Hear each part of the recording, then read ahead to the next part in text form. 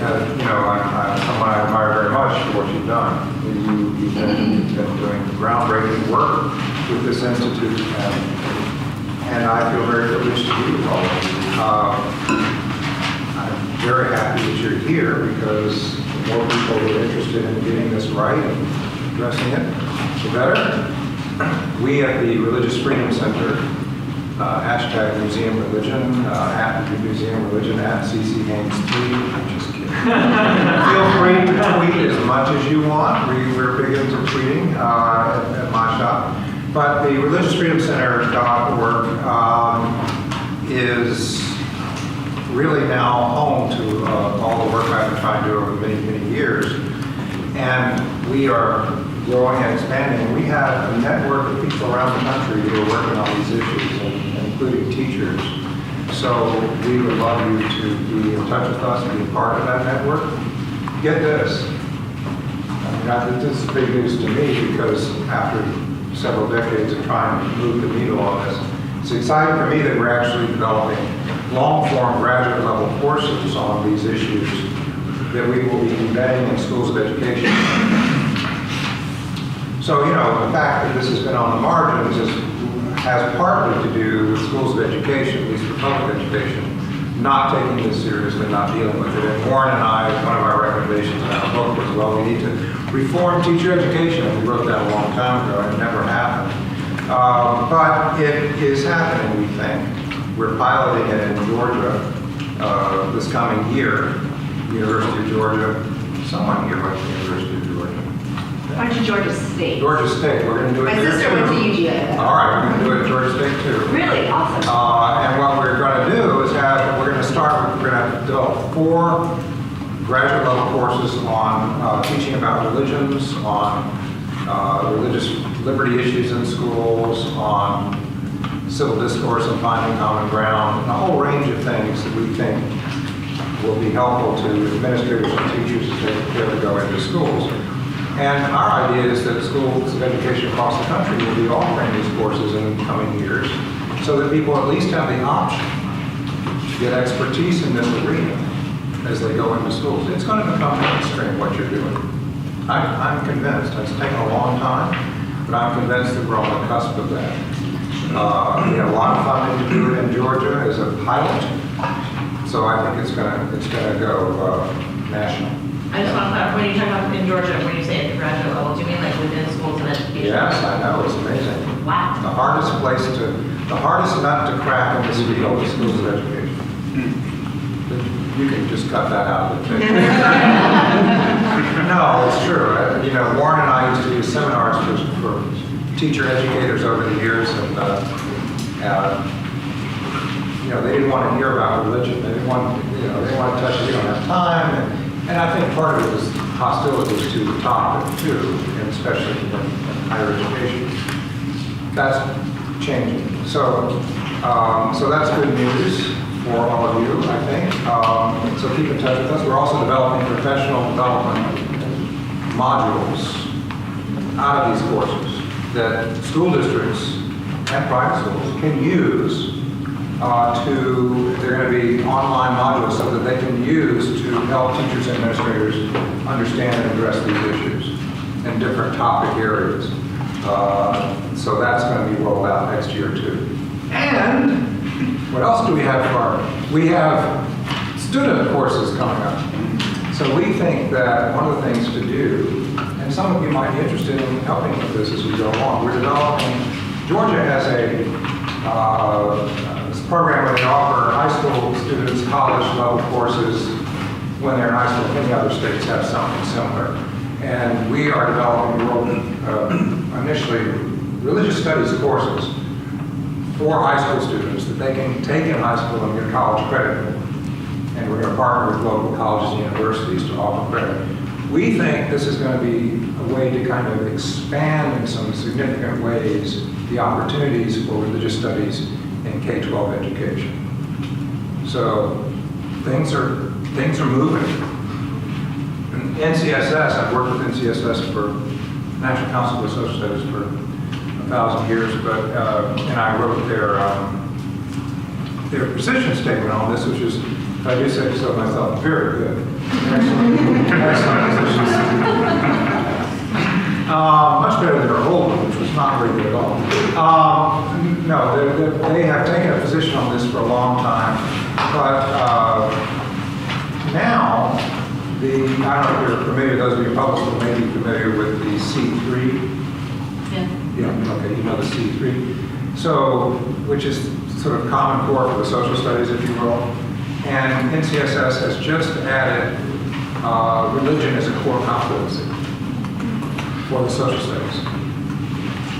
This is the C3. And that's thanks to someone on my staff, Ben Marcus, a young scholar, teacher, wonderful young man who just was dogged about getting this into the C3. He gathered together many experts, Diane Moore at Harvard, and all kinds of people have input into it. Anyway, it's going to be, I think, a very big boost for this field to have that, as someone was talking earlier today about how hard this is because it's seen as on the margins in academia often and in schools, how to have it really be a core competency in the social studies.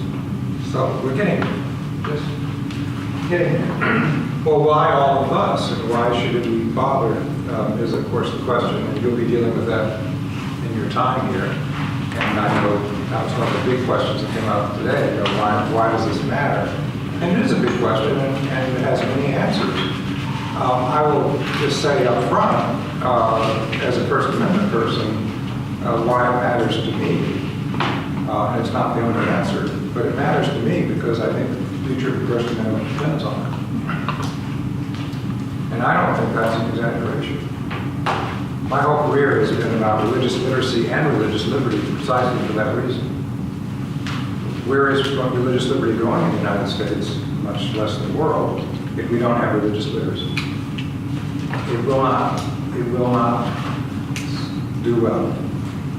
You can have lawyers and judges and courts, and fortunately in a country that is under the rule of law, we can enforce religious liberty in some ways, not in all communities, because you can't be everywhere with a lawyer, but that's not going to create the kind of climate and community that supports people to be who they are, to follow their conscience in matters of faith, if you will. That kind of religious freedom, which of course is genuine religious freedom, it's not enough that the law will back you up if you have to sue. It's whether you can walk out of your house in the morning and feel safe. It's whether you can build a place of worship without the zoning commission saying, I'm sorry, we don't have room for you here. It's whether you can go to your workplace and wear the garb that you feel you're required to wear by God's command, and so forth. I mean, it's all of those daily kinds of things, that lived religion, if you will, that is the substance of religious freedom. That's what religious freedom must be. And it's difficult. Claims of conscience that you might not like, or I might not like, we need to protect in this country. People that follow that, unless of course it interferes with the rights of other people and so forth. It's not an unlimited right, as we'll talk about today. But what I'm saying is, protecting conscience, including in the LGBTQ and religious liberty debate, which is the hot button right now, but finding a way to protect conscience while also upholding rights of people is tough. But religious literacy is a key part of making that possible, even having a conversation. So that's why I think the work you're doing is frontline, important work for the First Amendment and for our future as a country. Whether you're in a public school or a private school or whatever the setting, you are preparing our country to live with differences. You're the only people doing that. Really? You know, what other institution besides the school is really, you know, full-time, full bore on helping people live with one another across differences? We don't do that except in this institution of school. And if we don't do it there, it's not going to happen. So that's why I'm interested in this and what you're doing. And that's why we have worked so hard at the Religious Freedom Center to finally take religious liberty and religious literacy into a new level in this country. Frankly, we have more support now because we're in trouble. Religious diversity is one thing, sounds good, but when it really becomes a reality in many small communities, as some of you know from personal experience, it is difficult to broker. Very difficult. And all we need to do is look around the world and people are not doing too well at it. And do we take for granted here that we're going to sort of muddle through with all these religious differences? Well, we've survived this long, but remember, we've been de facto Protestant established country for much of our history. The lid was on, right? There was plenty of diversity, but there was a unity at the expense of that diversity. Off. Well, the lid's off, folks. There's no majority anymore. Protestants are no longer the majority. They have been through our whole history. No longer. Imagine that. So, and even among Protestants, the divisions are pretty deep as they were from the beginning. So we are facing a very different world, a very different country, and this work is at the core of making it work if it's going to work. Let's dive into the backdrop of all this. Conscience, claims of conscience, which is sort of at the core of my life and my concern. And I think it's at the core of what the First Amendment is all about, conscience. After all, if we don't protect liberty of conscience, we have no other freedom, I would argue. So it's first in the First Amendment, perhaps we don't know, whatever the reason, but I think logically and philosophically it belongs first. Congress shall make no law respecting an establishment of religion or prohibiting free exercise thereof. Without those two clauses giving us freedom of conscience, what is free speech? Or freedom of the press, or assembly, or petition? If you don't have the right to follow the highest authority in your life, which is informed through your conscience, and for people of many different religious traditions, that's their God, then what use is free speech?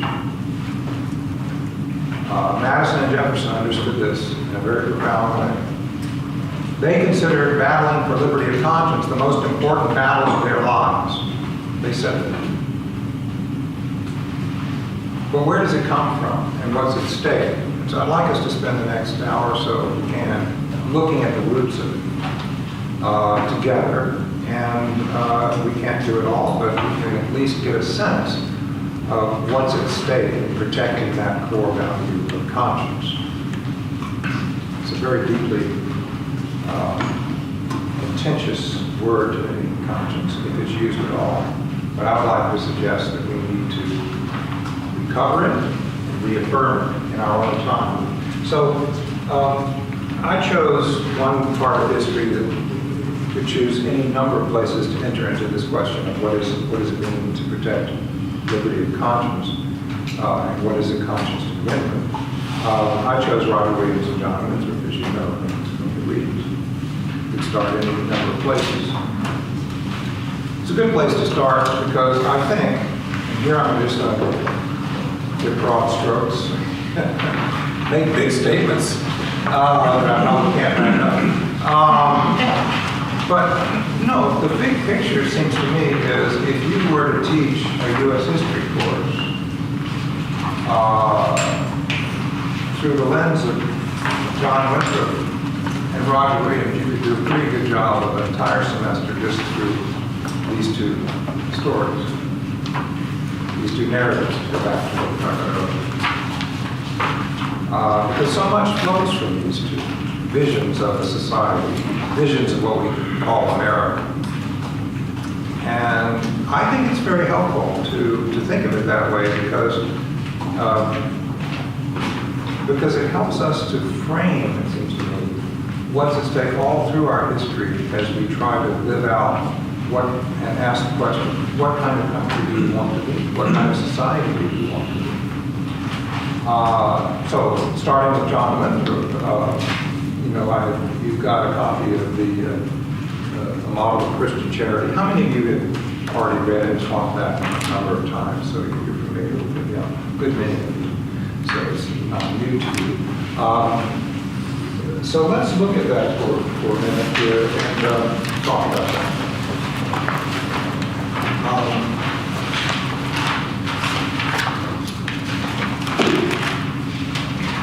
John Winthrop was not a minister. That's what John Williams was. He was a lawyer. Don't hold it against him. A lot of my best friends are lawyers. Just he was a lawyer, but he was the leader of the community, and so when he spoke for them, he spoke about why they were doing what they were doing. Now, the story is that he did this on the Arabella as they were arriving, in the New World. Historians disagree as to whether that actually happened. I know it's sad. We always now have to say, well, we're not sure it actually happened. We're not. If it didn't happen, it should have happened, right? But he did it somewhere. Did he do it before they left? I don't know. It doesn't matter. I like the dramatic idea of them gathering them on the deck, right? Don't you like that picture? Yeah. And the wind is blowing, waves, and he's up there and he's shouting out this sermon before they get there. It's a little late to tell them why they're coming. And some of them are already dead, right? I mean, they died in the passage, so they didn't even get to hear why they were coming. I don't know, the timing might not have been great, but the dramatic scene is great. And he gives this thing, which Peter Gomes, Peter Gomes was the great Harvard chaplain for so many years, who passed away not long ago, but Peter Gomes used to say, this was the most important sermon of the last 1,000 years. That's pretty hot pot right there. Pretty important sermon.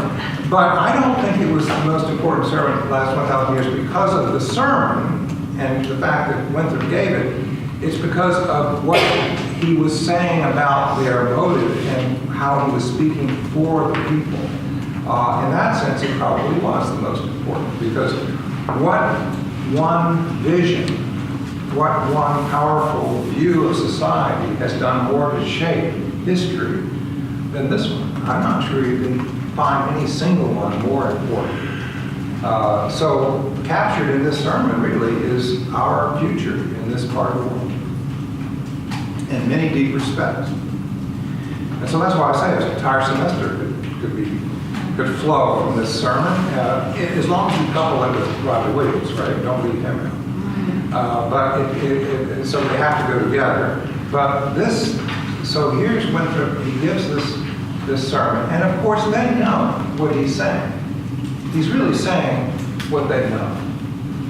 He's articulating why they gave up wealth, why they left family, why they endured sickness and death and everything else to go to this place.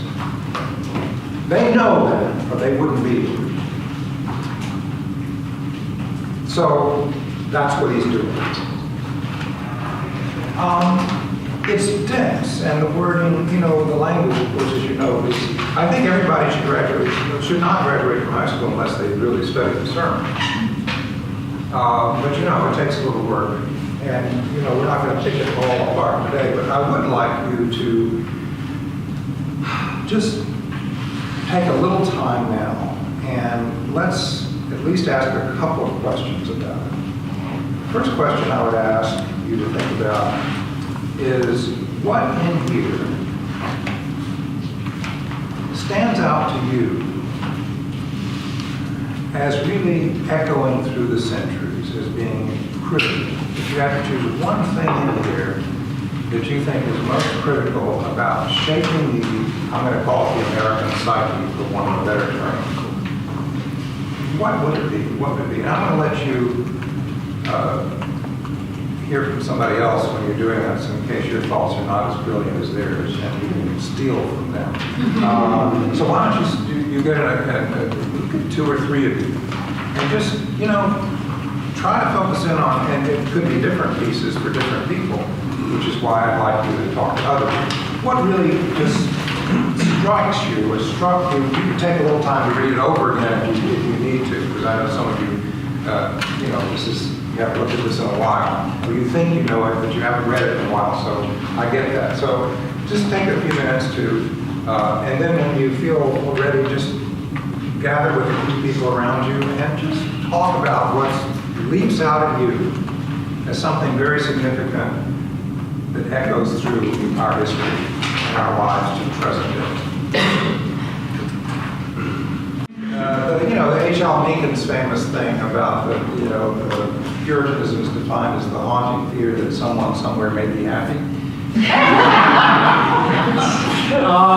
So, you know, they get a bad rap and have a bad reputation, and I heard you saying, well, wait, I didn't know that they were, you know, I pictured them this way, which is really how we do picture them often. It's all this lovey-dovey stuff. Yeah, there's a lot of things that we picture them as, you know, people with putting people in stocks, and, you know, it's kind of a dim picture. But there's a lot to what we're doing, obviously. So, what do you think? What do you think? What's some of the things that pop out? I just wanted to ask you to repeat the question. You make the question up. It's so general as to let you say anything you want to. But basically, I was asking to see what really pops out of you or strikes you as something that has echoed through the centuries about who we are, about our country, our history. And what really do you think was kind of some of the big ideas here that have influenced us, that popped out of you? Yes. I think a lot of possibilities here. Go ahead. Yeah. I think a lot of what Manny and I were talking about was the sort of double edge of American exceptionalism that is really, you know, powerful vision of togetherness. We're all one body, and you know, we're like the mother looks for the children and stuff. Yeah. And if you feel like you're part of that group, wow, what a powerful unifying image. And there's still right, like, people who view the United States as this very powerful thing to be part of, and in a positive way. And at the same time, there's a sense like, yeah, but if you're not in that group, you know, and you're one of those people outside looking at the city on the hill, maybe it's not such a comfortable vision. Okay, so both immunity and also exceptionalism at the same time. Yeah. Yeah, you know, what I find interesting about this article is, you know, you can't really understand the worldview unless you know some context. Right. So with respect to John Winthrop, people don't realize that he was behind the Pequot War, which pretty much exterminated a group of native people and took slaves. Right. And it was over land and trade. And land for Native Americans, for the most part, is tied to their worldview, their religion, sacred places. Right. And I feel that this speaks of, there's something about the American psyche where we can't really begin to heal, and we can't really begin to have an empathic understanding without reconciling some ugly truths. You know, and the reality is that people, in many ways, still don't acknowledge the ugliness of things. You know, like, it's interesting, like, this idea of protecting conscience. People don't realize, and, you know, as I mentioned before, I work with a primarily Native American demographic. You know, people in Native American communities did not have the right to practice their religion explicitly until 1978. You know? So it's very interesting, I think, because I think in many ways, to sort of echo on Elijah, I honestly feel that this speaks of this cognitive dissonance and the need to, like, you know, for truth and reconciliation for the purposes of empathic understanding and healing and coming together as one. You can't begin to do that unless you acknowledge certain things. That's a wonderful insight. And I'm sorry, I don't know names yet, but tell me. My name's Martine. Martine. You know, Martine, that's really important. And Roger Williams agreed with you 1,000%. I mean, you've articulated exactly one of his deepest, most profound concerns and critiques of this vision. That's, Yeah, it's interesting because he talks about doing justly, loving mercy, walking humbly with God. But I think, the reality is that the religious experience, what did he look at? He looked at that. Well, and he only meant it for his group. I mean, when you look, all of the language is talking about we and we, this enclave. And what stood out to me was that towards the end of almost the last paragraph, the bottom of the next to last paragraph, that he's got all of this language about the failure and shame that are going to be associated with this group if they don't act that way. Right. And I think that failure and shame idea is also resonates through our American psyche. Yeah, that's a really important observation, because then they would have understood it theologically. I mean, does anyone want to say in the Hebrew Scriptures where that would be located? Do we have any theologian? Mark, you went to... You didn't. You went to Newseum. So, no, I'm not going to put you on the spot. Deuteronomy. Yeah. Henry, you're a ringer. I'm sorry. Henry every year thinks he gets so excited that he thinks he's part of it. You are part of it. But you know all that.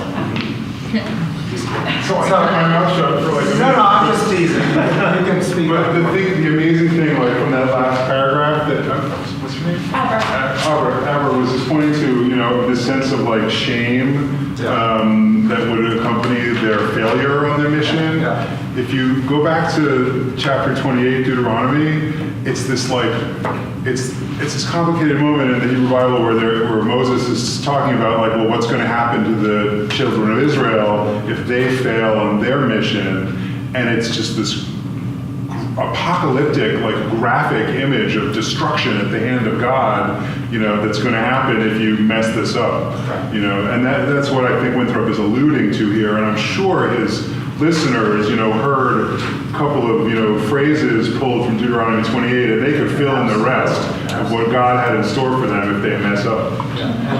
And as you you may not well know, because only some of us had to endure seminary. But it was great. I enjoyed it. I hope you did. Duke is a great seminary. But no, the Puritan anxiety is rooted here. And you're bringing this up is interesting because about our whole history. In a way, we have lived with this Puritan anxiety our entire history, and we're still living with it, and it comes up again and again and again. Not to oversimplify, but we've forgotten the theological root, perhaps. Not everyone has. There are groups in this country who are really aware of the theological root and who deeply believe the idea of covenant that is embedded in Deuteronomy as opposed to something like Jeremiah, where it's more of an individual covenant with God, right? In Deuteronomy, it's collective. So what I do affects all of you. I mean, think of the anxiety of it. So if you have people in the community who are not living in obedience to God, it can bring God's judgment on the entire community. God struck New Orleans with Katrina because of, fill in the blank. Right? And there are people who still get on television and tell you these things. And they deeply believe, actually, this collective sense of judgment. Yeah. What I've found that is, I feel what's been consistent about through the history of learned religion, whatever, is this idea that there's this kind of paradox between what God, or what you think of God, is supposed to want for us, and how that kind of like the interpretation of Scripture and the interpretation of what God wants us to do, but then how it, when it comes to action, when it comes to what we do, those two things don't line up. And this has been historical, and this is like, I feel, in every religion.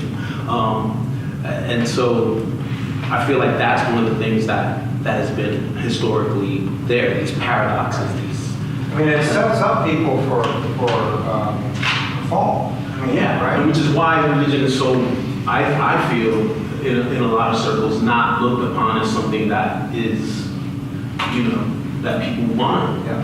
to learn about, or And in this context, you say about context is so important. Martine, I'm going to get this right. I'm not going to call you Martin, it's Martine. Martine. As Martine said, the context is so important. So, generally speaking, I think most of these folks believe that the end was near. Right? So that's part of the context, too. So when you're talking about this tension between living it out and not being able to live it out in reality. But if the end is near, that puts a whole other spin on it, right? Because God is giving an opportunity to model what the kingdom of God would be like on earth before the end. And then, therefore, being a model to the world of what God requires is possible. And that, if you have that frame going, it's possible, especially if you decide, as some Puritans did, to leave England in this case and come to a new place. You might have even a greater opportunity to actually create that model, the new Israel. That's how they saw themselves, the new Israel, much like the Mormons, right? As you know well, this is very much a story of the Latter-day Saints of creating a new Israel, very literally, and they saw themselves therefore as the city on the hill because they were called by God to do this, not because they thought they were special or because they thought they could do it better than other people, but because by the grace of God they were called to be the new Israel in the end times. but isn't being called by God in itself a kind of admission that you're special? I mean, everybody Well, that's been a very big debate, as you say, within all religions, but I would say no. The Hebrew Scriptures, I think, are instructive in this sense because the Hebrew Scriptures are full of discussion about we are the least likely people. We are the most disobedient. We are unable to do this, and yet he calls us to be his people. So there is that tension, and I can't say for Puritans, but I think Puritans didn't think they were special. They didn't think they were better than other people. They thought they were the sinners of the sinners, and that they were broken people, but that they were the ones that listened. It's often the broken people, the sinners, the ones who have no other option, as it were, that really listen to the call. That's one of the ways they came in. Now, did they actually think they were, I'm not going to psychologize them, but that is the sense. And so it's very much out of Judaism, or before that, the Hebrew religion, that they get these echoes of why they are chosen. They are not chosen because they're better, smarter, richer. Well, their PR for the last 240 years spins it that way. Exactly. Well, the way we look at it spins it that way. Not their people. Well, correct. I mean, the way that different groups in our collective country talk about the Puritans, that's the way they get talked about. And that's the great conversation then about how has this Puritan vision been appropriated and misappropriated to do good or bad in our history. And boy, that's a whole semester right there. Because, when I go to California, I talk about some of these things. We talk about Puritan anxiety and Puritan vision. And sometimes Californians say, well, Charles, that's fine, but, this is California. This is not New England. And, we don't really have the same kind of... I say, do you have public schools in California? Do you have public universities? How about libraries? Do you have libraries? Yes, we do. Puritans founded all of those in California. Now, did they found them because they thought they were smarter, better? No. They founded them because God called them to do that. And that takes us back to the theological context that is forgotten and misappropriated and misunderstood. all of which is true, which is because we're illiterate about it. But the point is, they believed that they couldn't do anything to be saved. God had already chosen who was saved. So they didn't think they had to be special or good. They didn't know who was the elect and who wasn't. But they did know this. If you didn't look like you were of the elect, you probably were not of the elect. Right? So why did you want your children educated? Particularly in the Bible. Because you wanted your children to look like they were of the elect. That did not relieve the anxiety because you don't know whether they are or not. But you certainly know they're not if they don't look like it. If they look like it, they might be. And our whole education system, not to overstate it, in this country, our public school system were founded by people out of that Puritan anxiety. Education in this country is rooted in Puritan vision for why it's important to educate. It's not important to educate to create good people. People who will be saved. People who will, do what God wants.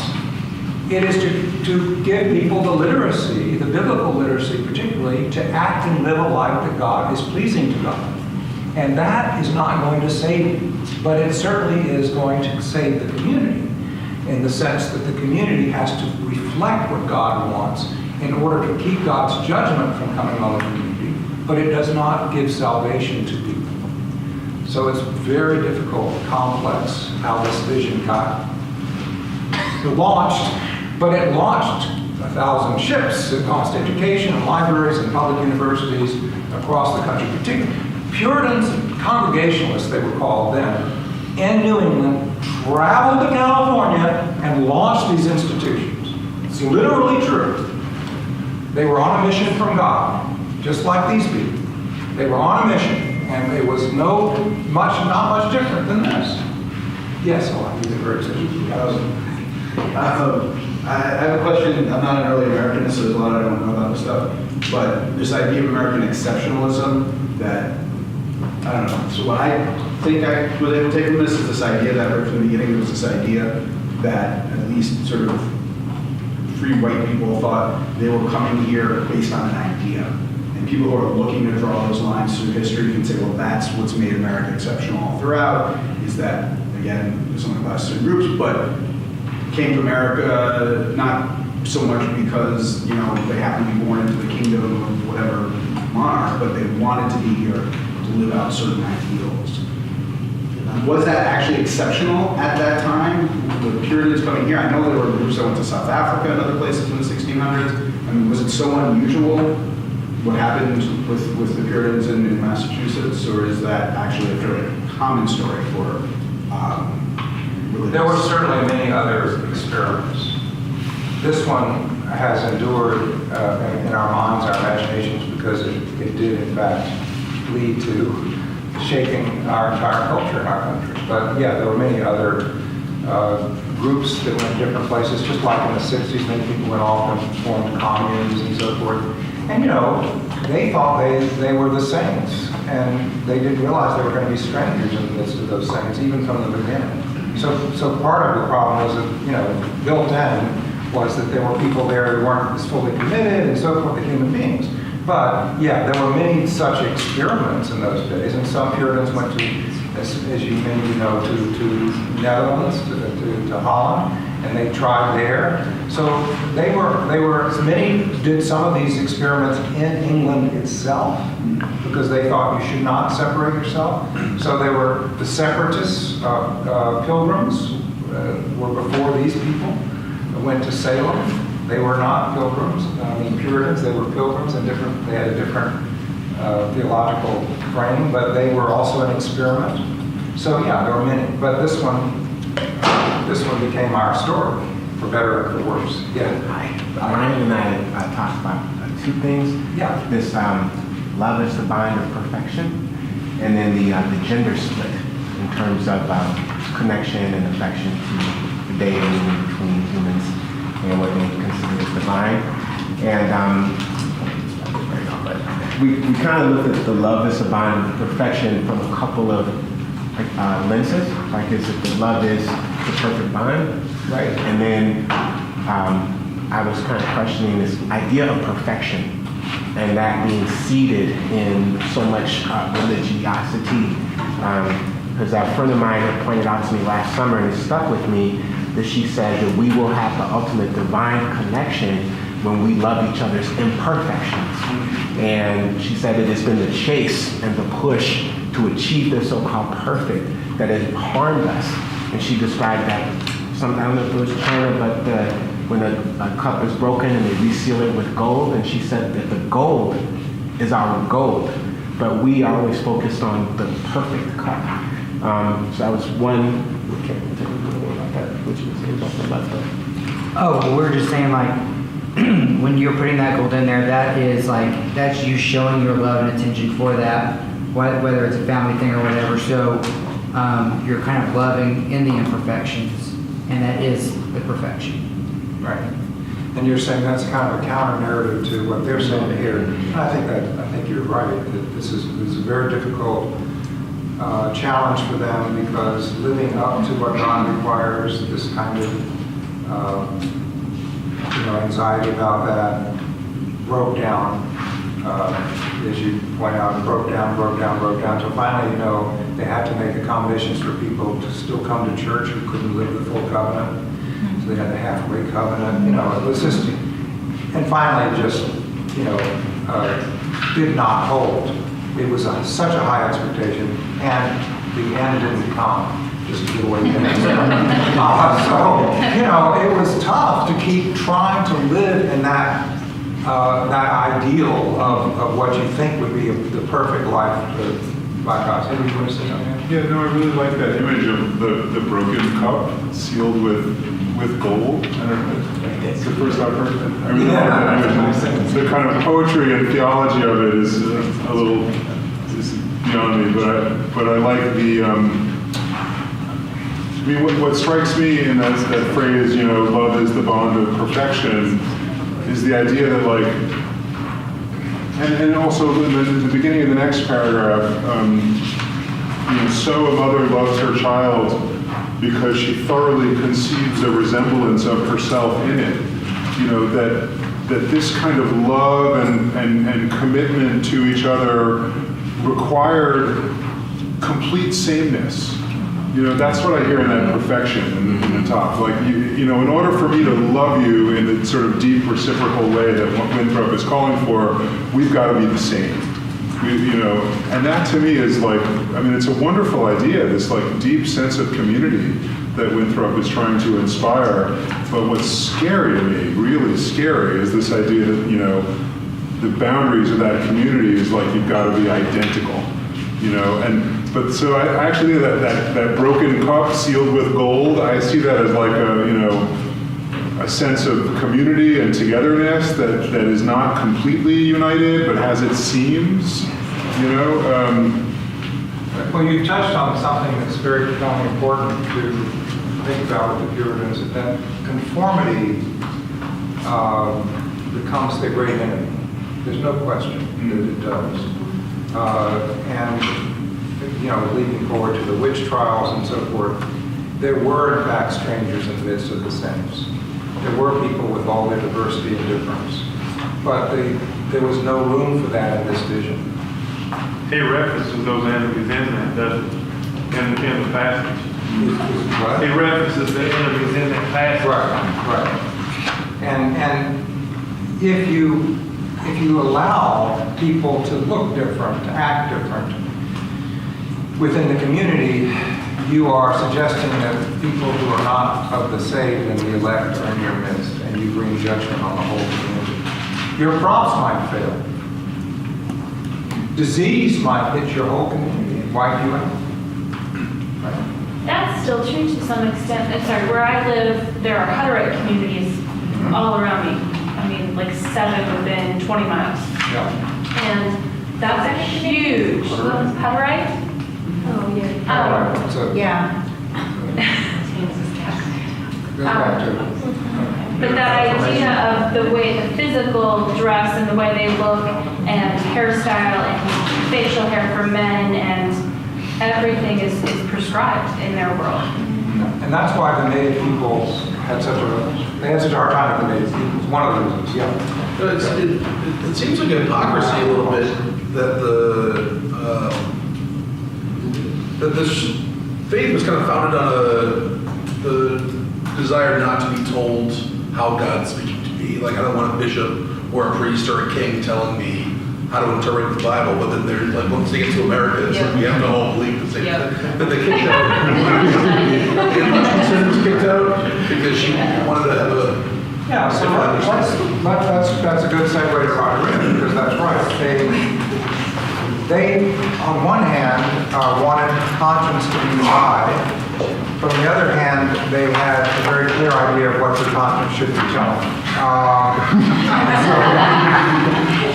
That leads to conflict when people's conscience tell them something different. Let me just pull together a lot of your comments and then go to Williams, because there's so much we could spend all afternoon on Winthrop. But you've touched on, I think, all the key points. I'm going to translate them into some just key bullets here at the end. One thing we didn't talk about, but you did talk about implicitly, is the idea of covenant. This is an agreement between God and God's people that we're talking about here. That's a very powerful thing. If this was just an agreement among the people, it would be a different matter. If it's agreement with God, that a lot's at stake. Ideas of covenant are very powerful throughout American history, as you know. And many historians link the ideas, Puritan ideas of covenant with American ideas of constitutionalism. With good reason. There's a lot of echoes in what later becomes the secular Constitution with the religious notion of covenant, binding together in an agreement as they did. So covenant, many of you mentioned somehow this American exceptionalism and how it's played out. Well, of course, there's manifest destiny in our history. We were just destined to be the ones that, this is our land. And rolling over people in the way was, justified by it's our destiny. And that plays out in some pernicious ways. Also, it plays out in some positive ways on the world scene when the American cause for freedom and so forth. It inspires people. So, it's not all one thing. Some of you mentioned this notion of community and what that means and what kind of community. And I think the first comment was about that sense of community. And that's been a very deeply important theme in American history, too. Knit together as one, knit together as a community. If you take all of these things together, we could just keep playing them out. I mean, you could almost take any presidential election cycle and look for the City on the Hill speeches on both sides. It is so deeply embedded in who we are. In some ways, it's very difficult to run for president in the United States historically without your City on the Hill speech. But interestingly, in the 68 election cycle, Dukakis at not 68, 1988, Dukakis at the Democratic Convention quotes this speech. But he quotes it, he's from Massachusetts, and he talks about the first governor of Massachusetts and so forth and so on. And he quotes that we are knit together as one, right? The Democratic Convention. We're knit together as one. We must depend on one another. We must help one another, right? That's the one part of this speech he emphasizes. A few weeks later, the Republican convention, both Pat Robertson and others, they quote this same sermon. And they quote the other part. We are a city on a hill. We are a model to the nations, and so forth. This one sermon has, therefore, been sometimes in election cycles used on both sides in different ways, different parts of it. Ronald Reagan, in his farewell address to the nation, explicitly goes back and talks about Winthrop and his vision of the city on a hill, which Reagan actually talked about most of his political life, and what that means for America. So it's a very powerful shaping vision for our country. Yeah. Didn't Cuomo also in the 84 convention kind of criticize Reagan by saying we're not all on that hill, some people are not on this journey. That's right. So it's Mario. Mario Cuomo. Yeah. I'll send you a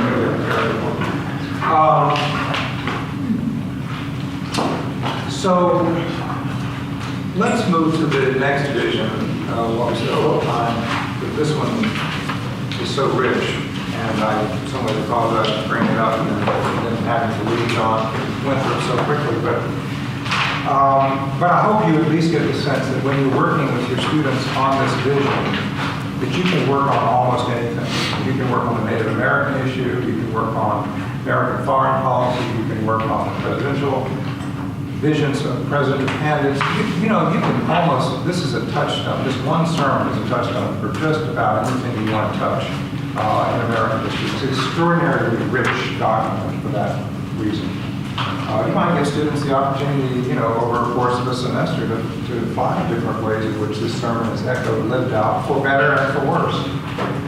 Roger Williams comes along very shortly after, it's only a year later, in 1631. It doesn't last long, folks, before there's somebody who has a dissent, right, to this vision.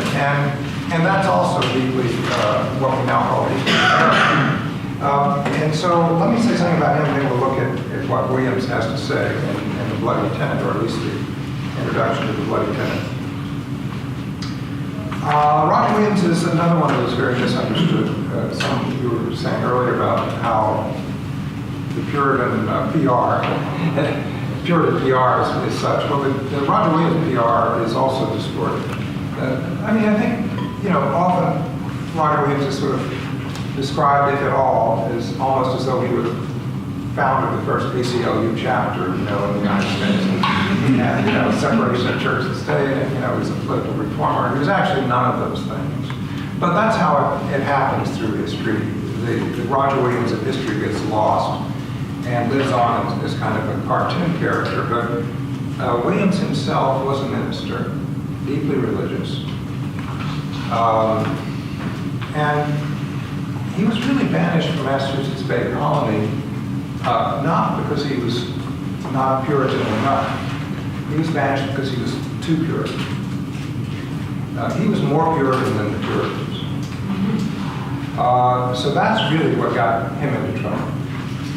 He insisted on the church attempting to live out the gospel fully, which he didn't believe the churches in Massachusetts Bay did, because they were still connected with the Church of England, which he thought was deeply corrupt. He even went for a while to Salem and lived among the Pilgrims, thinking they were separatists from the Church of England, so they would be more pure, closer to the gospel, and he didn't last long there. He didn't think they were of the gospel either. In fact, through his whole life, as he searched for that community and tried to live in a community that really lived up to the gospel, he never found it, not surprisingly. For a time, he couldn't say grace with his wife, because she still consorted with ministers of the gospel that he thought was not of the gospel. And in good conscience, he couldn't say grace with her.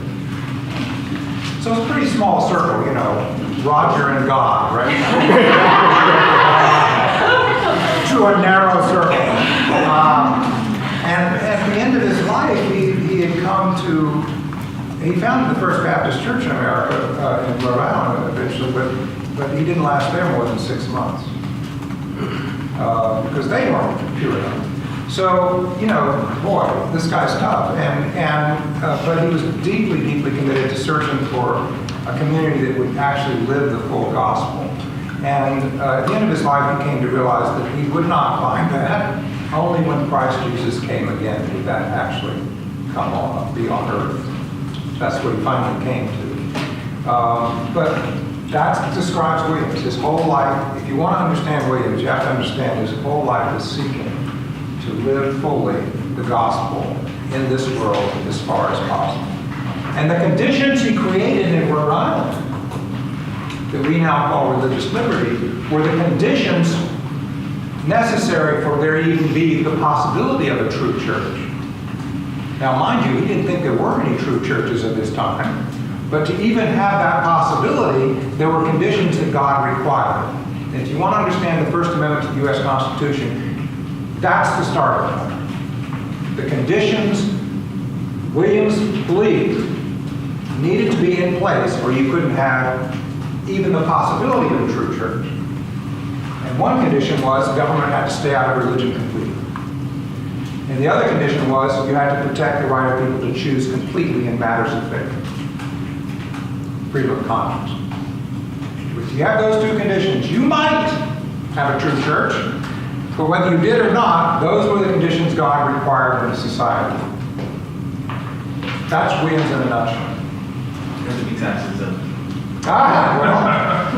And the Supreme Court actually took up a Williams argument, if you will, a latter-day Williams argument. If you tax churches, you entangle the government with the church.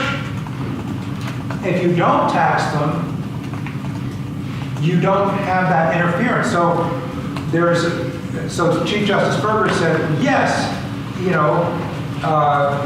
he sees the argument for tax. They should be treated like everybody else. But he said, but that kind of entanglement would be worse than not taxing. And that's what Williams thought. Williams thought if you put a symbol of the faith, of any faith, on a government flag or edifice or anything, you were blaspheming. And God, that was against the will of God. So Williams was adamant that the only way that any authentic religion was even possible was to completely separate what he called build a wall or edge of separation, he said, between the garden of the church or the wilderness of the world. Now, the garden of the church didn't exist. But it wouldn't even be a garden possible, any garden possible. I keep saying that because I don't want you to think that he thought all the churches were in the garden. They weren't. They were corrupt, they were this, they were that. But if there was to even be the possibility of the garden of the church, you have to build a wall of separation between the garden of the church and the wilderness of the world. That's where we get the First Amendment. Essentially, that's where we get the First Amendment, is this vision of this radical, eccentric Puritan minister who deeply believed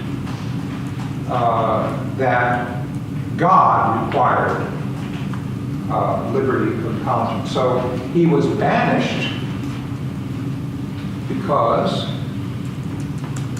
he saw the churches of Massachusetts Bay were corrupt. He was offered the pulpit in the most prestigious church in Boston. He turned it down because he said, I can't preach there. You're still corrupt. He said, you deny liberty of conscience to people who dissent.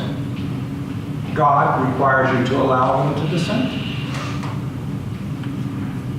You do not own the land that you have built this colony on. The charter is invalid. First of all, the charter was given in the name of God by the powers in England. They have no authority to give anything in the name of God. So that was one problem. The other problem is that it didn't belong to them. It belonged to the people who were there first. It belonged to the native peoples.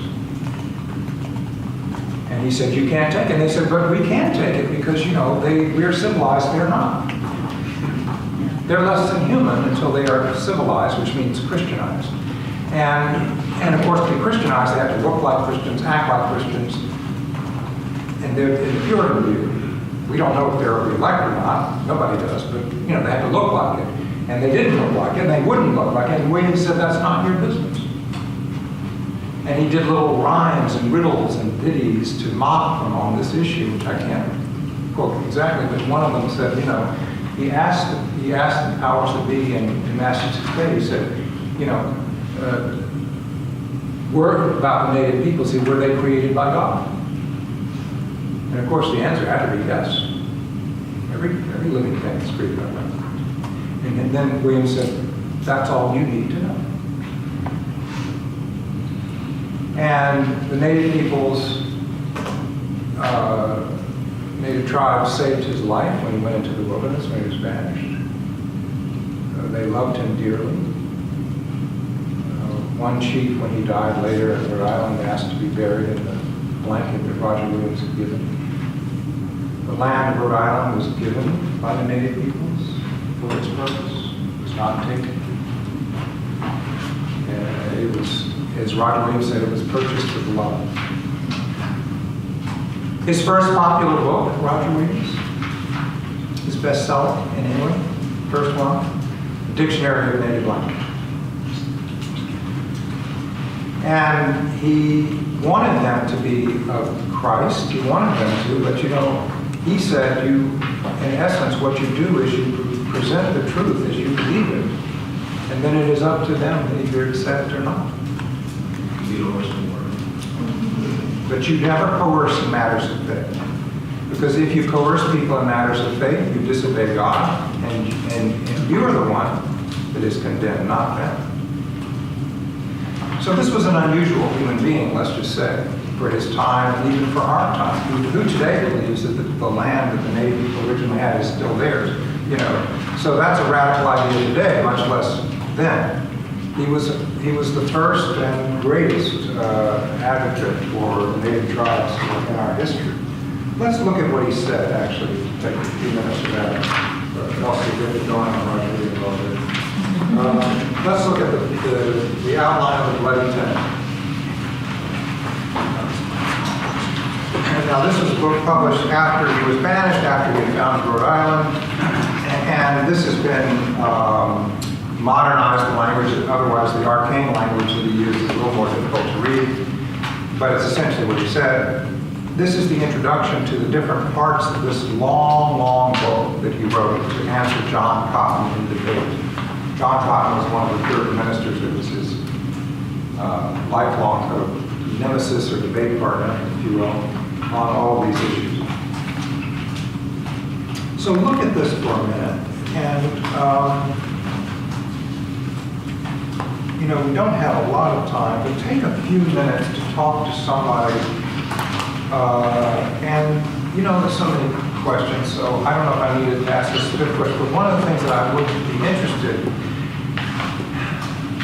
when you look at this, what strikes you about his vision for liberty of conscience that really strikes you as a powerful vision, or that you have a question about? What just leaps out at you in these 12 points that you would like to kind of focus on, because there's just so much, we can't do it all. So I'm just going to give you a few minutes to talk to somebody about that, how you respond to this language, and then we'll come back and talk about it. Maybe a little beyond the 2 minutes. Yeah, we started a little late.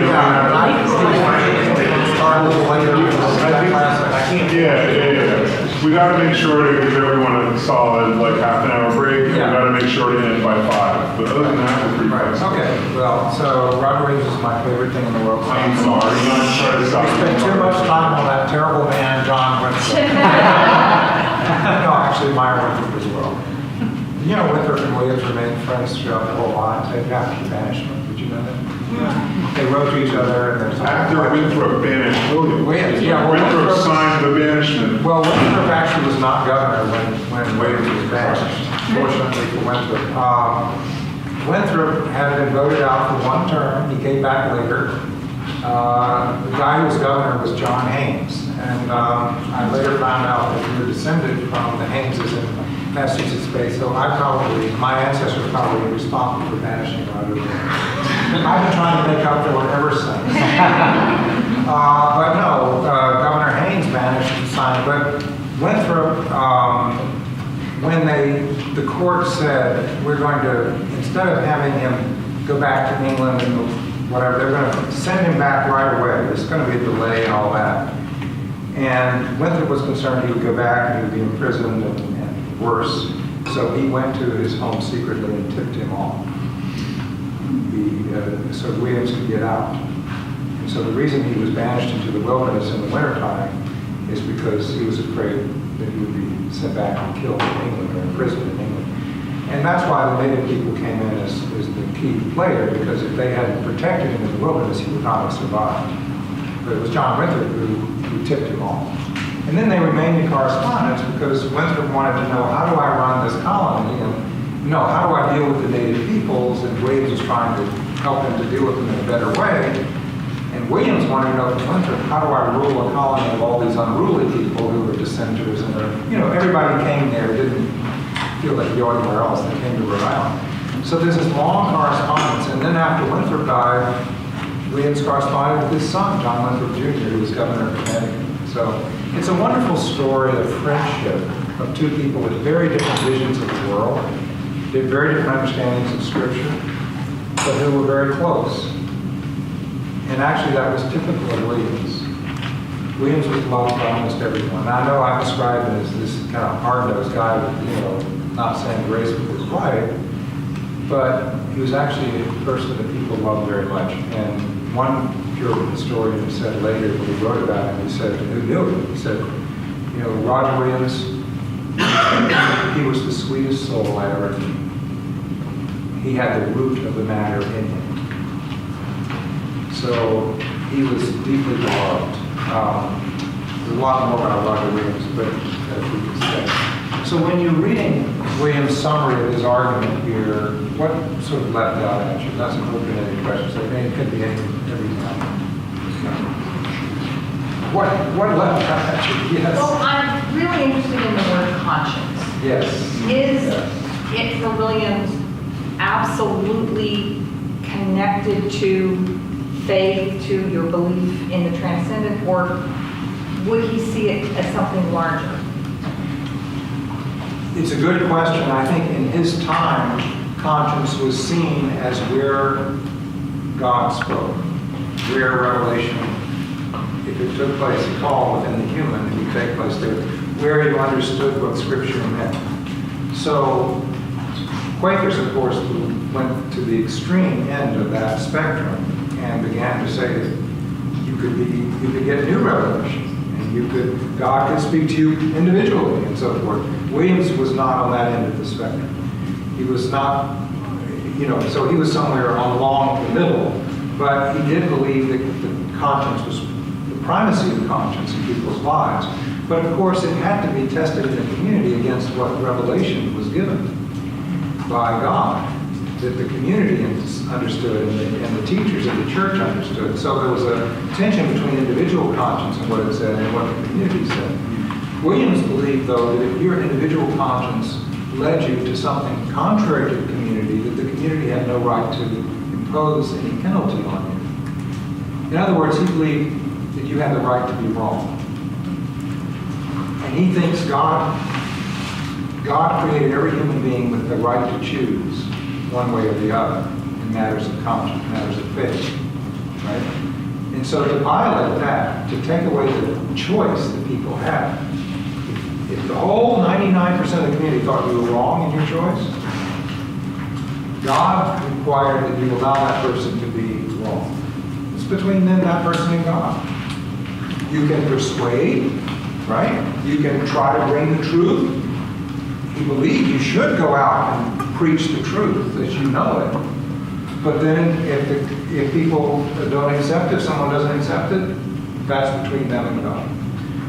The Puritans believed that if people didn't accept it, it brought disaster on the whole community, right? So there was much more at stake for them. Williams rejected that. He rejected that whole theology and instead said the real theology of the gospel is not the Hebrew Scripture, but the gospel. And the gospel allowed each person to choose for or against God as they would. And that's conscience. That's conscience.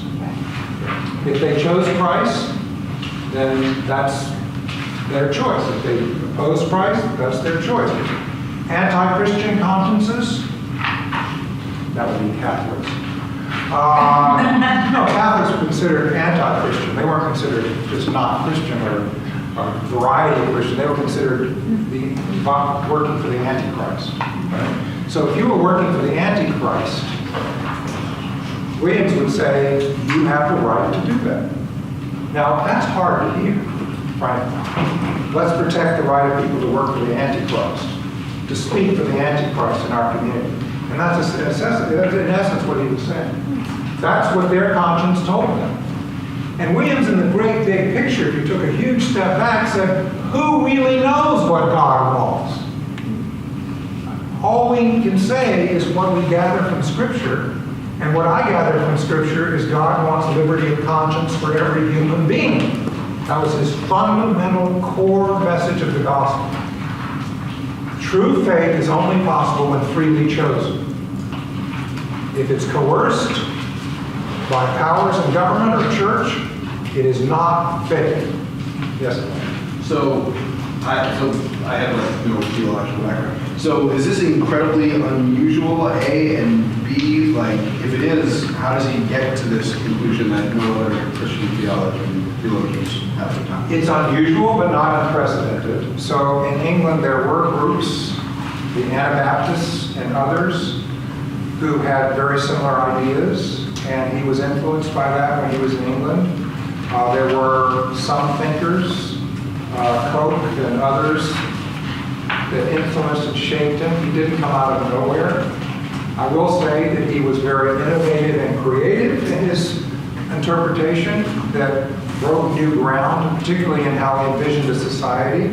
But with the theological ideas completely out of whole cloth, no. They were from some radical left, not politically left, but religiously left-wing elements of the Reformation. And so there were some groups in England with these ideas. John Barry has written a wonderful, wonderful book. John Barry, that's my grandfather's name, so I always remember. B-A-R-R-Y, John Barry. And I'm going to get mangled the actual title. It's Liberty of Conscience is in there. But it's about Roger Williams. But he goes into depth about all the influences in Williams' early life that helped shape these ideas. But it's not completely unprecedented. But it was unusual. It was Elijah was the first society in human history to be set up with no established faith and free exercise for every human being. In that sense, it was unprecedented in human history. The ideas were unprecedented, but the setting up a society like that, or built on that, never happened. So that basically about, you say the Society of Providence, basically? Rhode Island, right? Providence and Rhode Island. Yeah. This brings to mind the tension, the historical tension with the relationship between doctrine, religious doctrine, and the concept of true freedom. Yeah. Like that, it just seems like that's been constant. Like, yeah, constant tension through history and religious groups have struggled and struggled and struggled. How much do you give that individual conscience room, right? The Quakers made the decision, that you give it all the room it needs, the inner light, and they were despised for it. The Quakers were the most feared group in this time in New England, no question, because they were zealous, and they were so committed to the inner light that they would go in and disrupt worship services of other people to bring them this truth. They were so zealous that they would sometimes run through the streets naked to protest that people weren't taking this seriously. So I know you think they're quiet little people and nice people, but actually they were not quiet little people. They were very, very zealous people, and they were considered the dangerous, frankly crazed people that brought this terrible doctrine. Because if this doctrine is true, then everyone's a church unto themselves. An authority unto themselves. And my God, what kind of society are you going to have if everybody thinks God is speaking to them? And so everyone was afraid of them, except Roger Williams, who despised their thinking and thought they were out to lunch and battled them his whole life theologically. He would debate them all the time. But he gave them a safe haven. Roger Williams gave the most despised group in New England safe house, and they would go there, and then they would pop over to Massachusetts, cause trouble, and then they'd run back. Right? And, sometimes they'd get hung in the process, but those who made it back went back, and they were safe. So no wonder all the other colonies said, oh my God, we've created a safe haven for terrorism. Which is how they saw it. You allow these people who are trying to destroy our churches, who are trying to destroy our faith and our society, and you give them safety? This is what the clergy of New Amsterdam said after New Amsterdam turned away a boatload of Quakers in 1654, and they were asked, well, where do you think the Quakers went? The authorities in Holland said, well, where do you think they went? They said, we suppose they went to Rhode Island.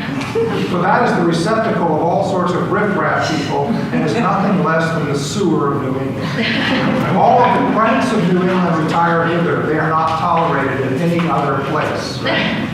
So that's the place he created.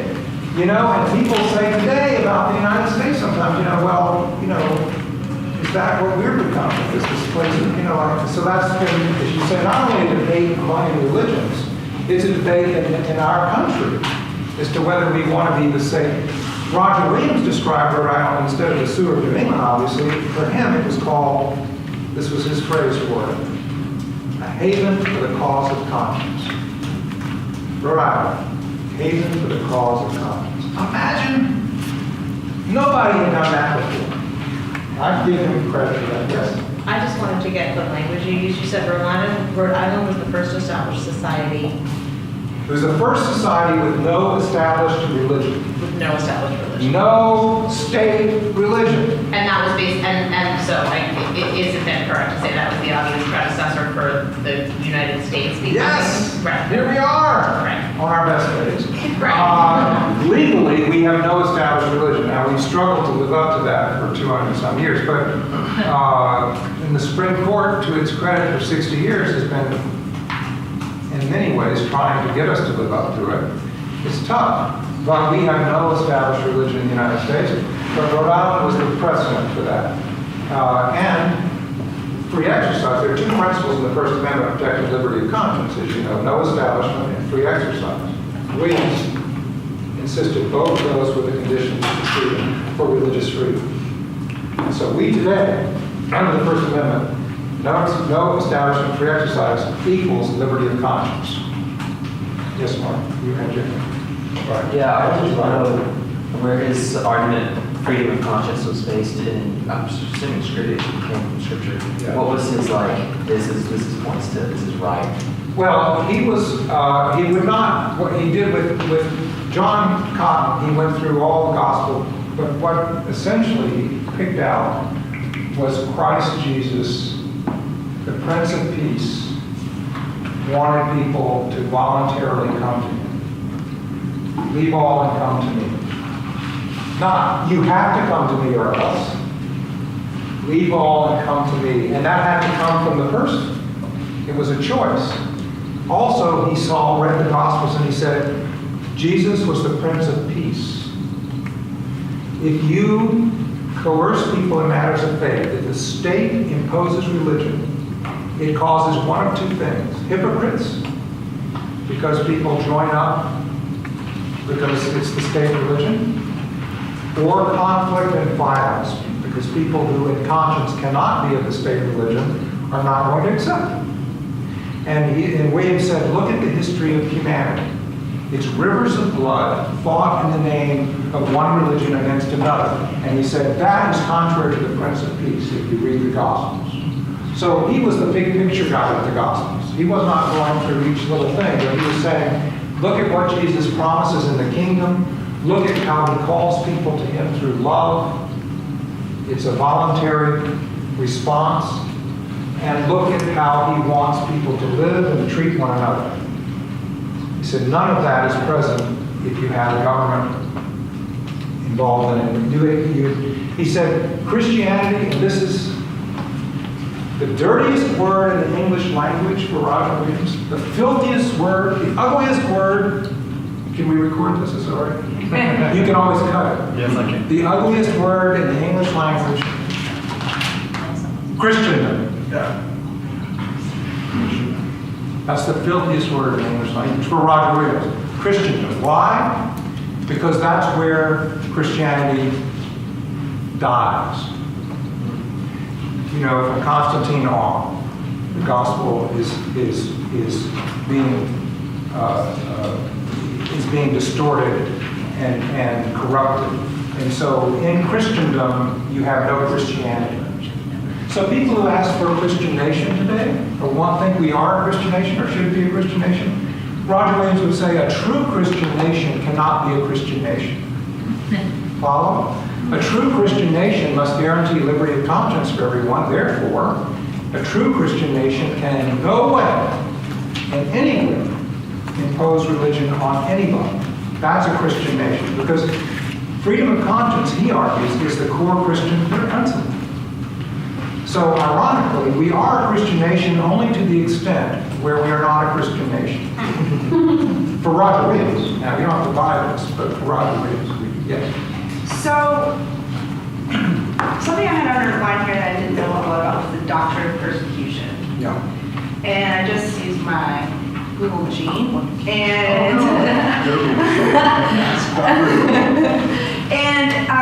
it pulled up an article by like IdahoBaptist.com or something. They were referencing Acts and how that the doctrine of persecution and linking it to, I guess, like Paul and the persecution of Christians back then. Is that where he's getting this freedom of conscience? No, this is another use of it. This is the doctrine of persecution, the way he's using it,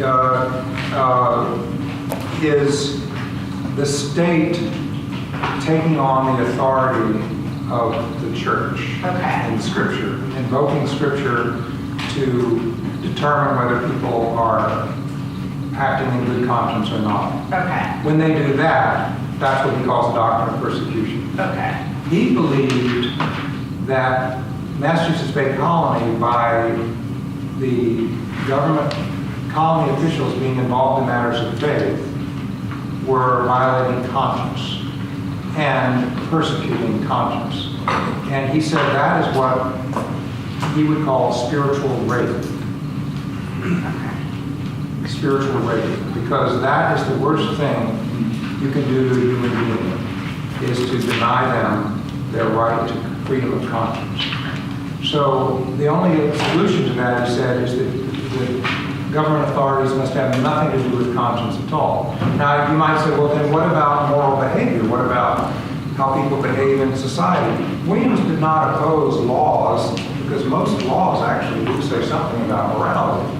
And naturally you have to have laws about behavior in society. He didn't oppose that, but he would draw the line when it had anything to do with religious authority behind a law that would impose a particular morality. In other words, if it was for keeping the peace, if it was for other reasons, civil reasons, government had the power to do that. So people can't go into other people's churches and disrupt the service like the Quakers would sometimes do. That's against the law, right? But that's not a violation of conscience. It is a limitation on the freedom of conscience of Quakers, you could say. And this is the great struggle we've had throughout American history. Where do you draw the line on free exercise of religion? And when is people's freedom of conscience brought up against the rights of society and other people? So it's not as though he solved it all by saying protect conscience. But what he did do was give us a sense that the first and foremost thing you start with is government doesn't impose or coerce in matters of conscience. And then you determine how far government has to allow acting on conscience, right? That's a question that is not easily answered. Yeah, here and here.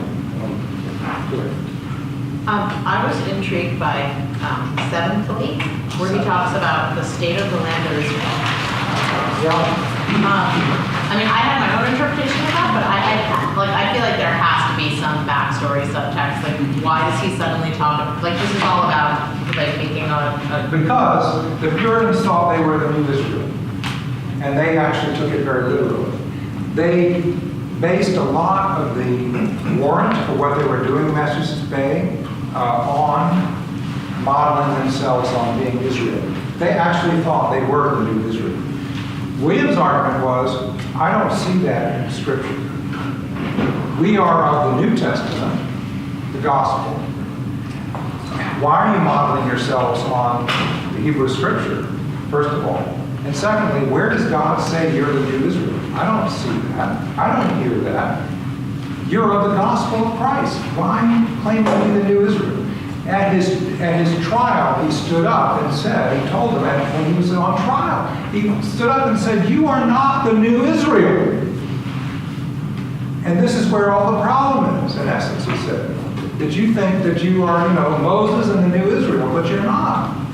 You're of the gospel. And therefore, you are not given warrant by God to create the new Israel. Yeah. I've been reading this book about New York. It was not New York. Called The Island on the Center of the World, Russell Shorto, and he makes this argument that sort of the history of America as a place of actual freedom should be traced to early New York. He's just wrong. Yeah. I was wondering. Well, and that's a good place to wrap up on because we are in New York and we should mention that. And you, I believe that one of your readings was the monstrance. Yes. Flushing of the monstrance. So here's the deal about that.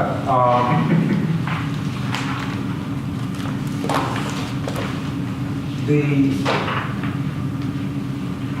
remonstrance, the Flushing remonstrance, is a reminder that in early New York or New Amsterdam, there was religious tolerance in a degree that there wasn't in many other places because in many Dutch colonies, there was a toleration. Williams believed in freedom, not toleration. So Williams moved from toleration, which Jews, for example, had experienced in some Dutch colonies at that time, to free exercise of religion, which no Jew had ever experienced in Christendom. So it was a huge leap. New York did not make, New Amsterdam did not make that leap. Rhode Island did. So the one difference is between toleration. So the Flushing remonstrance at that time, you could be Jewish. Just keep it to yourself. You could worship in your house. I mean, there were things that you were tolerated to do. Of course, if you were open about it, you could be pushed out of the colony. Now, Peter Stuyvesant, to be fair, was stricter about this than other governors. So some governors were more tolerant than others. The problem with toleration is that it can be taken and given. It can be great or small because the state is determining its measure. Free exercise takes that out. Free exercise of religion is not something you can give or take. It is an inalienable right. So it's not that the majority tolerates you to be there today and tomorrow maybe not so much. It's a level playing field. So years later when James Madison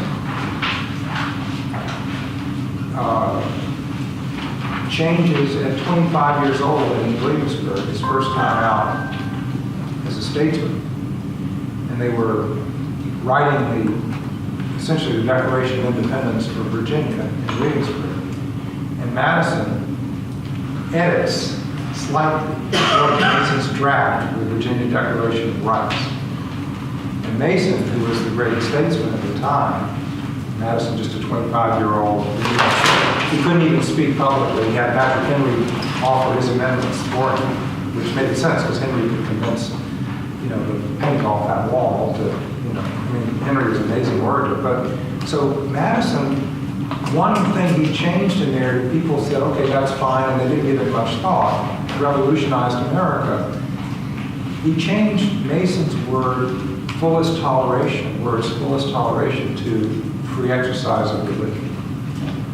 Because Madison, like Williams before him, and like the Baptists in Virginia who were influenced by Williams, John Leland and so forth, understood that only if you guarantee free exercise and move away from the model of toleration, which is what John Locke has in his model, his letter on toleration. That's as far as most people went.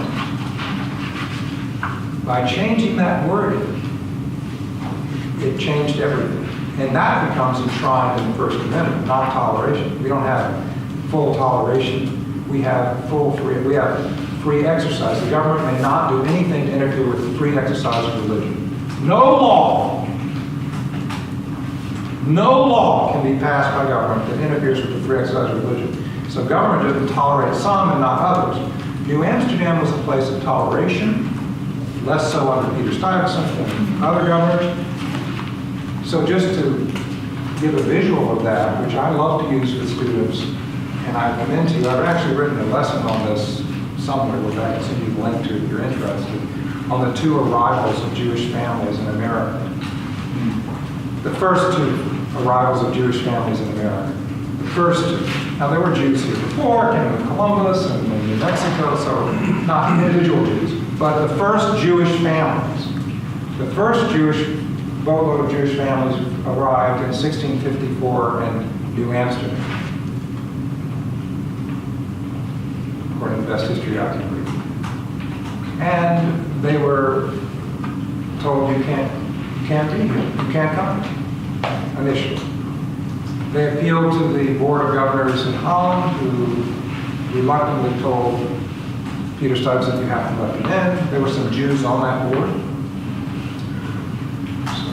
And there's economic reasons here. So they allowed them in, but they didn't have to allow them the right to worship openly, build a synagogue, to vote, to serve in the militia. In fact, one of the first protests in the United States, history of the United States, first protest dissents was from a man, a Jewish man, whose name I'll come to in a minute, what's his name? Asserlidi, who said, I want to serve in the militia. I was blanking. I want to serve in the militia, and they said no. And he said, why? You're a Jew. Asserlidi, you're a Jew. And he said, so what? He said, the others don't want to serve next to the Jew. And so that's New Amsterdam. That's toleration. And those Jews were allowed to stay. They didn't form a synagogue that was in secret. They couldn't build a place, and so forth and so on. The next boatload of Jewish families arrived, had the good sense of good fortune to arrive in Rhode Island 4 years later, 1658. And we think one or both of these boatloads came from Recliff, Brazil. It's very contested, but we think, because Recliff was recaptured by the Portuguese from the Dutch, and so people were forced out. That's the part some historians will say, well, we're not sure where they came from. It doesn't matter. They arrived there. And, if you didn't have a lot of money and wealth and so forth, it wasn't just, arriving there with a boatload of families. So they arrived at the colony, and they're welcomed. Now, I wasn't there, and there's been no recording of it, so I can't say, but my imagination is that when the Jewish leaders confront the leaders of the colony of Rhode Island and say, we would like to stay here, and the leaders of Rhode Island say, you are welcome to be here. You can come here, you can live here. And they said, but can we build our houses of worship? Yes. Can we participate in business? Yes. Then I imagine in my mind that the leaders of the Jewish families, the leader would raise his hand and say at that point, wait a minute, let's start all over. We're Jews. And I imagine the leader of Rhode Island saying, we know. But here, you are welcome. Here is a haven for the cause of conscience. I would suggest that that's the first time in history, at least the history of Christian in the West, where the Jews heard such a thing. Not, we'll tolerate you. Oh yes, there's a place you can live over here. And then when things go bad, we'll just release people to ravish your community and, rape your, and steal your money. I mean, toleration went bad over and over again, even in places where people were tolerated. Just like they were kicked out of Brazil when the Portuguese took over. They were kicked out of Portugal altogether, kicked out of Spain altogether. Banished. Lost everything. Or they could convert. Oh yes, but if you converted, then the rest of your life you were labeled, as a pig. That's what the name was. Yeah, pig, swine. That's the best you could get. So what I'm saying is that this moment in history, which is often overlooked, often kind of glossed over, Roger Williams, it was just a little teeny place, so what? Can you imagine the significance, just in terms of all of human history, being told here is a haven for the cause of conscience? And I don't know about you, I think that is the most important contribution we have made as this part of the world to human civilization. To fully disestablish religion and to protect liberty of conscience for every human being. Where else has that ever happened? And look, it has led to the boldest and most successful experiment in freedom of conscience the world has ever seen. With all of our problems, with all of our faults, and now we have Islamophobia, anti-Semitism, and we still have it. Nativism, where Catholics have struggled. Jehovah's Witnesses have gone to the Supreme Court 55 times to get rights to be Jehovah's Witnesses in this country. Can you imagine 55 times they had to go to the Supreme Court? And Latter-day Saints were persecuted and harassed and hounded and driven out of one place to another.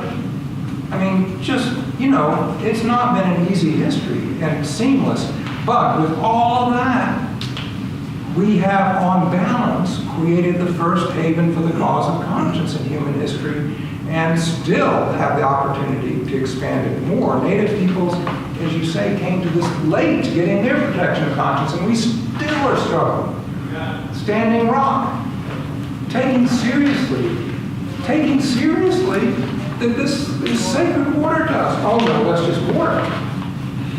And that's been the way Native peoples have lost every Supreme Court case. Every single one that they face, including Lynn, right? It's interesting too, going back to the idea of Jewish families in New Hampshire, and you mentioned New Mexico. I think about this idea of American exceptionalism in terms of history going from east to west. So people don't realize that. I mentioned it to one of my friends here, Chris, that Santa Fe is older than New Hampshire and Philadelphia, or New York. And that you had Jewish families. And it wasn't in a context of tolerance, freedom. It was actually people trying to escape the Inquisition. Many of them were secret Jews. Secret Jews, yeah. Many of them were secret Jews. But so it's an extraordinary history. Yeah, but what's interesting though is, it goes back to this thing about what I was talking about, how sometimes it's very, there's this idea of creating empathic understanding, right, with respect to civic engagement. So you have a lot of Hispanos, for the most part, who they claim their ancestry. They're claiming their Jewish ancestry, and they say they have ancestors that are practiced in secret. But what's interesting is that it doesn't have the same, it doesn't have the same legitimacy. And I think it speaks of just the complexity with respect to sort of like, we talk about the American psyche, like what is it in these foundational documents and mindsets and worldviews that have lasted through centuries and generations. And I think that's very interesting because, it's always dismissed. When we look at the history of this country, when we look at the role of religion, it always goes from east to west, or it starts with the Puritans, right? Or it starts with Jews in New Hampshire, Sephardic Jews. When the reality is, you have those communities in the Midwest. So, it's very, very interesting. Well, and I don't mean to slight the other histories. There are lots of other histories. Oh, most definitely. But, we start somewhere. And it's true that there is a dominant culture, right? But like I said... But I still would argue that whatever history you want to start with, going back to Elijah's question about other places and New Hampshire, whatever you want to start with, the most full experiment in freedom of conscience started in World War II. So that we can say with some confidence, even though there were other histories and other peoples. Californians have every right to feel as though, you know, the histories that they've experienced are often overshadowed by this major narrative of, you know, the East Coast and the colonies and all that. But they had history long before that history. So your point is very, very well taken. But this, all I'm arguing for is to take very seriously that as this gift of this haven of the cause of conscience, it's fragile, and we have to do something to make sure that it isn't lost. And when we've done this seminar before, I feel this very deeply, but this year more than at any time in my career. And since I'm getting at that point in life where I can say what I want, who cares? I really do, it's not a political statement. I just think that we're on the cusp of losing it now and anymore in my lifetime, right? This protection for our fundamental freedoms is more at risk now than any time in our life, in my lifetime. So that's why I feel particularly passionate about it. And I always remember that, you know, Touro Synagogue, of course, which is the synagogue that the Jews in Newport, Rhode Island eventually did build when they had the funds finally to build the synagogue. And it's, I think, now the oldest synagogue continually used synagogue in America, right? Touro Synagogue. But when they built that synagogue, you visit it, next to the pulpit there, they built a trap door. And, you know, those some might say, well, we're not quite sure about the trap door, why, maybe they were one in case of Indian attacks. I mean, there's all kinds of reasons why they might have built the trap door. So there's no record of it. But in my mind, anyway, if I were a Jew in the 1600s, even 1700s, anywhere, including in the West, I would have built the trap door. I mean, there's just nothing safe. It may be safe for a little while, but history shows that if you're a Jew, there's not much that's safe. And they built that trap door. And I keep reminding myself when I feel very overwhelmed by how hard it is to keep this experiment going. You know, with all of our problems, with all of our challenges, with all of our new divisions and tensions, you know, they still never had to use the trap door. And that's what I want our students to understand. You know, we want to make sure that in the future, this is a country where not only the Jews don't have to use that trap door, but that nobody has to build one or use it because they're following their conscience. They are free to be who they are. And that includes free thinkers and humanists and atheists who are just now getting their voice free to be who they are, not be despised, kept out of the political arena because of their lack of religious affiliation and so forth. So what Martina's been raising today too is so important. We have to remember we're a work in progress. We're a work in progress, and your other big point is there's a lot of other history that we need to acknowledge and to focus on, and not, you know, I go to Santa Fe every year, for example, and I learn every year. I learn more about things that I knew nothing about in terms of our heritage and who we are as a people, because it comes out of there too. So that's your job.